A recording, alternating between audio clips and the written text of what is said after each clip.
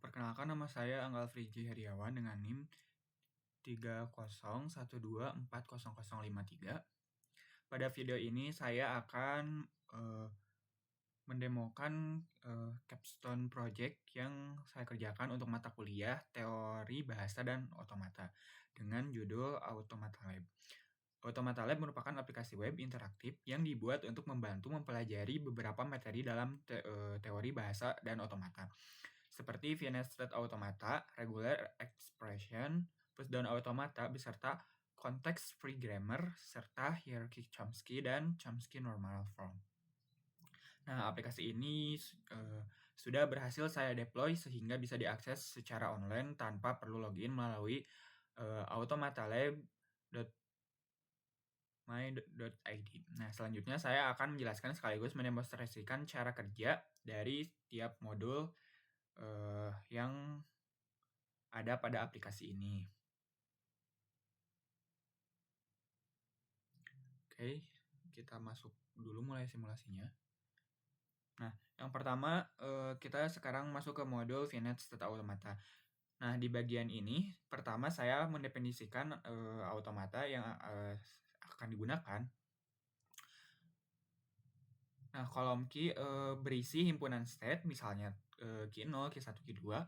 Lalu sigma merupakan himpunan alfabet yang digunakan pada contoh ini, yaitu 0 dan 1. Setelah itu ada delta, yaitu fungsi transisi. Nah, di sini saya menuliskan aturan perpindahan state, misalnya dari key 0 ketika membaca simbol 0 tetap berada di key 0. Sedangkan jika membaca simbol 1 akan berpindah ke key 1 dan seterusnya. Nah, kemudian step awalnya itu ada key 0 dan step si akhirnya itu ada key 2. Nah, ini itu untuk uji string atau input string ya. Nah, di sini kita coba 1011. Kita jalankan simulasi dan hasilnya itu accepted atau diterima. Nah, di bawahnya juga ada proses perpindahan state atau thread, sehingga kita bisa melihat state mana saja yang dilewati setiap kali sistem membaca simbol. Selain itu, diagram automata di samping juga menampilkan stage yang sedang aktif hingga proses lebih mudah dipahami. Nah, kita tunjukkan ketika si uji stringnya tuh 1 sama 0. Kita jalankan simulasi. Nah, hasilnya tuh ditolak hasilnya tuh.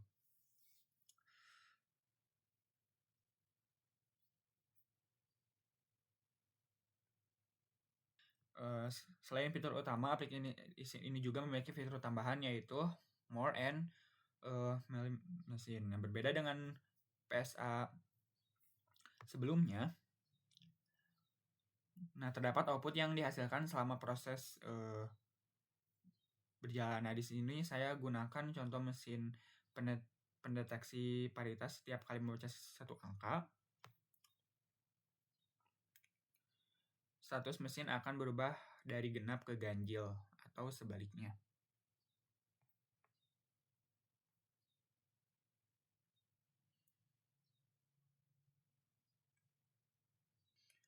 Lanjut ke regular expression. Selanjutnya saya masuk ke modul ini. Di modul ini kita bisa lihat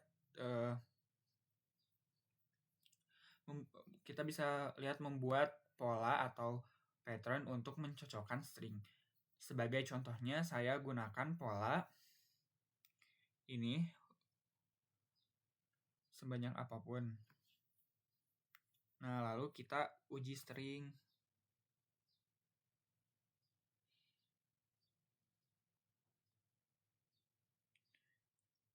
Nah, di sini hasil percocokannya kita bisa lihat. Pertama saya masukkan A, B, A, A, B. Setelah dijalankan, hasilnya adalah match karena string tersebut memang diakhiri dengan A, B, B sesuai pola yang sudah dibuat. Lalu di sini juga kan saya sudah menggunakan string A, B. Nah, kali ini tuh hasilnya no match karena string tersebut tidak diakhiri dengan ABB, sehingga tidak memenuhi pola yang digunakan.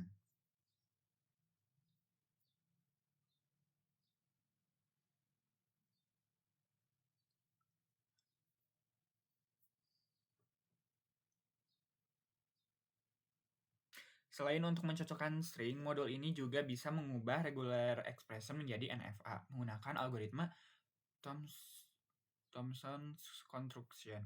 Nah, setelah NFA dihasil dibuat, sistem akan mengubahnya lagi menjadi DFA secara otomatis.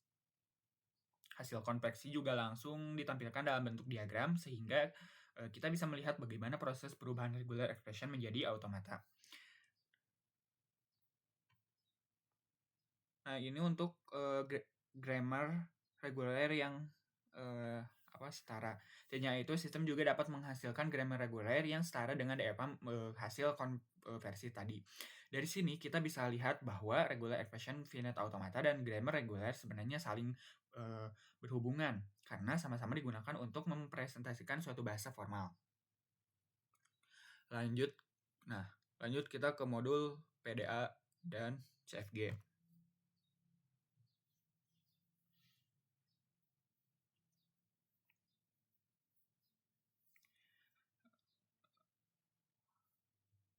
Nah, ini untuk grammar, aturan produksinya tuh ini. Selanjutnya saya akan mendemonstrasikan modul pushdown automata dan context free grammar. Nah, di sini saya menggunakan grammar S menghasilkan ASB atau E. Nah, input kita jalankan input AA BB. Nah, di sini status penerimaannya tuh diterima atau accept. Nah, di bawahnya juga ada simulasi pushdown automata menggunakan stage. Pada bagian ini kita bisa melihat bagaimana ini si state-nya berubah selama proses berjalan. Setiap non-terminal akan diganti menggunakan aturan produksi yang sesuai. Kemudian simbol terminal akan dicocokkan dengan input sampai seluruh string selesai diproses. Nah, ini selain proses derivasi, sistem juga menampilkan parse tree.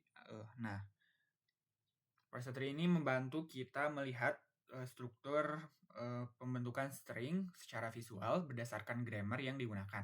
Sehingga proses derivasinya menjadi lebih mudah dipahami.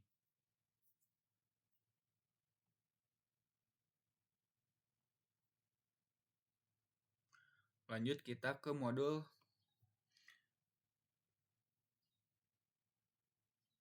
ini. Selanjutnya saya masuk ke modul hierarchy Chomsky dan Chomsky normal form-nya. Di sini saya memasukkan sebuah konteks free grammar.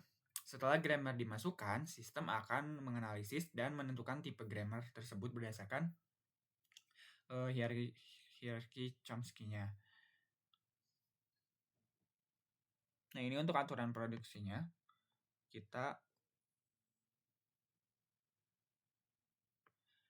Hasil analisis bisa kita lihat di bagian ini. Nah, grammar yang saya masukkan terdeteksi sebagai tipe 2, yaitu context free grammar. Selain itu, sistem juga menampilkan visualisasi dalam bentuk diagram sehingga lebih mudah memahami posisi grammar tersebut pada hierarchy Chomsky.